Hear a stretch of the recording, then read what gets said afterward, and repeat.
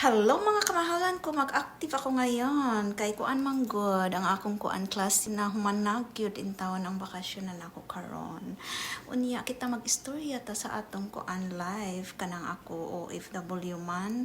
Depende sa atong amo nga maayo kayo sa nga tanan. Naswertihan lang ko sa akong amo nga nag-edad ko og 26 years old nga ang akong amo is prinsesa. Unya na ako'y kauban nga Filipina, buutan kaayo sa nga tanan siya. Mosabot na ako og matinabangon.